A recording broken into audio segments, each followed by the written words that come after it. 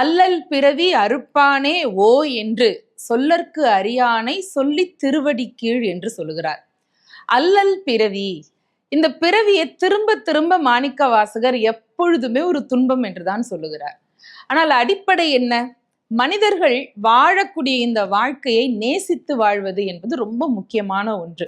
திருக்கோகர்ணம் தலத்திலே இருந்து கொஞ்ச தூரத்திலே இருக்கக்கூடிய திருவேங்கை வாசல் தலம், அந்த தலத்துல ஒரு முறை வேங்கை புலி வடிவத்துல சிவபெருமான் வருகிறார். காமதேனுவை பார்த்து சொல்லுகிறார், நான் உன்னை இன்னைக்கு எனக்கு பசிக்கு உணவாக ஆக்கி கொள்ள போகிறேன் என்று சிவபெருமான் சொல்ல, இந்த காமதேனு என்ன சொல்லுகிறது என்றால், நீங்கள் உங்கள் பசிக்கு என்னை உணவாக்கி கொள்வதில்லை, எனக்கு ஆட்சேபனை இல்லை, ஆனால் இன்னைக்கு சிவபூஜையை மட்டும் நான் செய்துவிட்டு வந்து விடுகிறேன், அதன் பிறகு நீங்கள் என்னை உண்ணலாம் என்று இந்த பசு சொல்லுகிறது. அந்த காமதேனு பசுவுக்கே ஒரு சாபம் ஏற்பட்டு மண்ணுக்கு வந்தது என்று சொன்னால், நம்மை போல சாதாரண பிறவிகளுக்கு இருக்கக்கூடிய வினைகளுடைய பட்டியல் ரொம்ப நீளமானது. அந்த பட்டியலிலே நம்முடைய வினைகள் காரணமாக பிறவிகள் பல நூறு பிறவிகள் எடுத்துக்கொண்டே இருக்கிறோம். ஒரே பணியவே திருப்பி திருப்பி திருப்பி செய்கிற போது ஒரு சலிப்பு ஏற்படும். அப்பா போதும் விடுங்க அப்படின்னு ஒரு ஓலம் விடுவோம் இல்லையா, யோ என்னை விடுங்க அப்படின்னு. அந்த ஓலத்தை தான் இங்கே ஓ என்று சொல்லுகிறார். நிறைய முறை மாணிக்க வாசகர் இதை குறிப்பிடுவதை நாம் பார்த்திருக்கின்றோம்.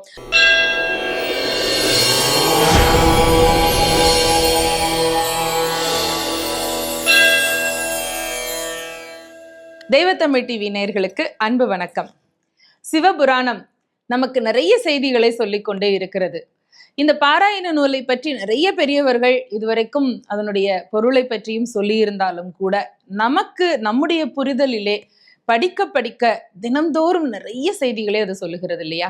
அந்த வகையில இன்றைக்கு நாம் சிந்திக்கக்கூடிய வரி என்ன அப்படின்னா, அல்லல் பிறவி அறுப்பானே ஓ என்று சொல்லற்கு அறியானை சொல்லி திருவடி கீழ் என்று சொல்லுகிறார். அல்லல் பிறவி, இந்த பிறவியை திரும்ப திரும்ப மாணிக்க வாசகர் எப்பொழுதுமே ஒரு துன்பம் என்றுதான் சொல்லுகிறார். ஆனால் அடிப்படை என்ன? மனிதர்கள் வாழக்கூடிய இந்த வாழ்க்கையை நேசித்து வாழ்வது என்பது ரொம்ப முக்கியமான ஒன்று. இந்த பூமியிலே, நம்முடைய பாரத தேசத்தில், அதுவும் தென் தமிழ்நாடு என்பது எப்படி புண்ணியம் பெற்றது தெரியுமா?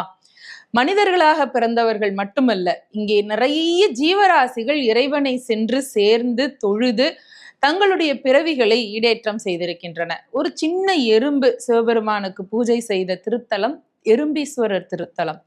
அதே போல யானை, அது அதனால் முடிந்த அளவுக்கான திருப்பணியை செய்த தலம் திருவானைக்கோயில் என்று. அதே திருவானைக்கோயிலிலே சிலந்தி ஒன்று, அதுவும் இறைவனுக்காக தன்னால் முடிந்த அளவுக்கு தன்னுடைய உமிழின் மூலமாக வலை உருவாக்கி இறைவனுக்கு குடை விரிப்பது என்பது அது ஒரு செய்த கைங்கரியமாக இருக்கிறது.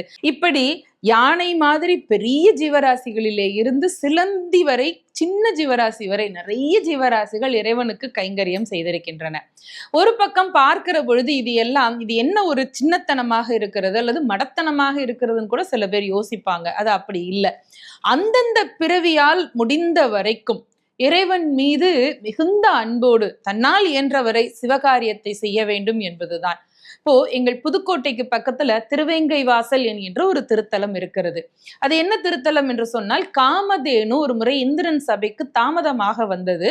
அதற்கு சாபம் ஏற்படுகிறது. பூமிக்கு வந்து அது பிறக்கிறது சாதாரண பசுவாக. ரொம்ப காலம் இங்கே உழன்று கொண்டே இருக்கிறது. திருக்கோகர்ணம் என்று சொல்லப்படக்கூடிய அந்த திருத்தலம் புதுக்கோட்டையிலே இருக்கிறது. அந்த திருத்தலத்திலே கோகர்ணேஸ்வரர் என்ற திருப்பெயரோடு சிவபெருமான் லிங்க ரூபத்திலே வீற்றிருக்கிறார். அவருக்கு தினம் தினம் அது தன்னுடைய பாலை சுரந்து அபிஷேகம் செய்கிறது. கோ என்று சொன்னால் பசு, கர்ணம் என்று சொன்னால் காது. தன்னுடைய காதிலே ஒரு சுனையினுடைய தண்ணீரை எடுத்து வருகிறது. அந்த சுனையும் அதே காமதேனு தன்னுடைய கொம்பினால் மண்ணில் கீறி அந்த சுனையை உருவாக்கி இருக்கிறது. அதுல வரக்கூடிய அந்த தண்ணீரை காதினால் எடுத்துக்கொண்டு வந்து சிவனுக்கு நீரபிஷேகம் செய்து தினந்தோறும் வழிபாடு செய்து கொண்டே இருந்தது. அந்த காமதேனுவுக்கு சாப விமோச்சனம் கிடைக்க வேண்டிய தருணம் வருகிறது. திருக்கோகர்ணம் தலத்திலே இருந்து கொஞ்ச தூரத்திலே இருக்கக்கூடிய திருவேங்கை வாசல் தலம், அந்த தலத்துல ஒரு முறை வேங்கை புலி வடிவத்துல சிவபெருமான் வருகிறார். காமதேனுவை பார்த்து சொல்லுகிறார், நான் உன்னை இன்னைக்கு எனக்கு பசிக்கு உணவாக ஆக்கி கொள்ளப் போகிறேன் என்று சிவபெருமான் சொல்ல, இந்த காமதேனு என்ன சொல்லுகிறது என்றால், நீங்கள் உங்கள் பசிக்கு என்னை உணவாக்கி கொள்வதில்லை, எனக்கு ஆட்சேபனை இல்லை, ஆனால் இன்னைக்கு சிவபூஜையை மட்டும் நான் செய்துவிட்டு வந்து விடுகிறேன், அதன் பிறகு நீங்கள் என்னை உண்ணலாம் என்று இந்த பசு சொல்லுகிறது. அதன் பிறகு அது கோகர்ணேஸ்வரருக்கு வந்து அபிஷேகம் செய்துவிட்டு தன்னுடைய கன்றுக்குட்டிகளை மற்ற பசுக்களிடம் அடைக்கலமாக ஒப்படைத்து விட்டு பிறகு வேங்கை புலியிடம் வந்து என்னை நீங்கள் எடுத்துக்கொள்ளுங்கள், உணவாக எடுத்துக்கொள்ளுங்கள் என்று சொன்னதாகவும், அந்த இடத்திலே அந்த பசுவுக்கு இறைவன் காட்சியளித்ததாகவும் திருவேங்கை வாசல் திருத்தலத்தினுடைய வரலாறும் கோகர்ணேஸ்வரர் திருத்தலத்தினுடைய வரலாறும் கூறுகின்றது. பெருமக்களே, இதற்கு எதற்காக இந்த இடத்தில் இதை குறிப்பிடுகிறேன் என்று சொன்னால், அல்லல் பிறவி என்று சொல்லுகிறார் இல்லையா? இந்த பிறவியிலே நிறைய அல்லல்கள் வரும். ஏன் பிறந்தோம், எதற்கு பிறந்தோம், எந்த வழியாக எந்த வினையின் காரணமாக பிறந்தோம் என்று அறியாமல் தான் நாம் எல்லோரும் இங்கே தவித்துக் கொண்டு இருக்கின்றோம். அந்த காரணமும் அந்த நாம் செய்ய வேண்டிய காரியமும் புலப்பட்டு விட்டால் எல்லோருக்கும் விடிமோட்சம். அதை நமக்கு உணர்த்தக்கூடியவன் இறைவன். அதை எப்போ தருவான்? அதுதான் இங்கே இருக்கக்கூடிய நம்மள பல பேருக்கான பெரிய கேள்விக்குறி. எப்பொழுது தருவான் என்றால், நமக்கு எப்பொழுது அந்த வினை முற்று பெறுகிறதோ அப்பொழுது இறைவன் நமக்கு உணரத் தருவான். அந்த காமதேனு பசுவுக்கே ஒரு சாபம் ஏற்பட்டு மண்ணுக்கு வந்தது என்று சொன்னால், நம்மை போல சாதாரண பிறவிகளுக்கு இருக்கக்கூடிய வினைகளுடைய பட்டியல் ரொம்ப நீளமானது. அந்த பட்டியலிலே நம்முடைய வினைகள் காரணமாக பிறவிகள் பல நூறு பிறவிகள் எடுத்துக்கொண்டே இருக்கிறோம். ஒரே பணியவே திருப்பி திருப்பி திருப்பி செய்கிற போது ஒரு சலிப்பு ஏற்படும். அப்பா போதும் விடுங்க அப்படின்னு ஒரு ஓலம் விடுவோம் இல்லையா? யோ என்னை விடுங்க அப்படின்னு.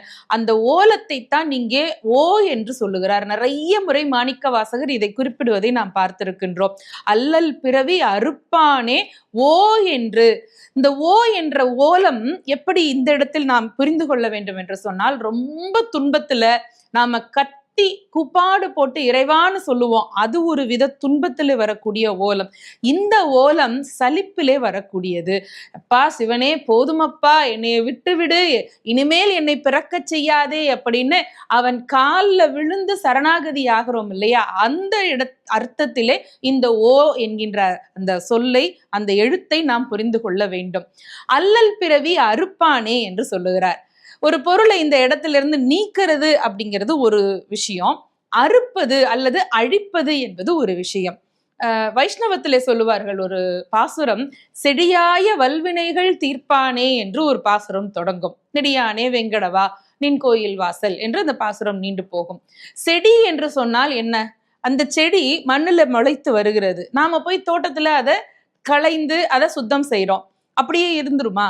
கொஞ்ச காலத்துல மீண்டும் அதே செடியும் வரலாம், வேற செடியும் அந்த இடத்துல வரலாம் இல்லையா? நம்மளுடைய தகுதிக்கு ஆற்றலுக்கு அவ்வளவுதான் முடியும். ஒரு இடத்துல சுத்தமாகவே அது மீண்டும் முளைக்காத வண்ணம் அதை தீர்த்து அழிப்பது என்பது ஒரு வித பணி. அந்த பணி இந்த இடத்துல செடியாய வல்வினைன்னு சொல்றாரு இல்லையா ஆழ்வார்? அப்படி என்றால் இந்த வினை மீண்டும் மீண்டும் முளைக்கக்கூடியது. அந்த வினையை முற்றிலுமாக அழிக்கக்கூடிய வல்லமை இறைவனுக்கு உண்டு. அதுதான் இந்த இடத்திலே அல்லல் பிறவி அறுப்பானே என்று சொல்லுகிறார். அப்படி என்றால் மீண்டும் வினையினால் இந்த பிறவி வராமல் அந்த வினையை முற்றிலுமாக அழிக்கக்கூடியவன் எல்லாம் வல்ல சிவபெருமான் என்கின்ற அர்த்தத்திலே மாணிக்க வாசகர் இதை சொல்லி நம்மை வழிநடத்துகிறார். இன்னும் தொடர்ந்து சிந்திக்கலாம் சிவபுராணத்தை பற்றி.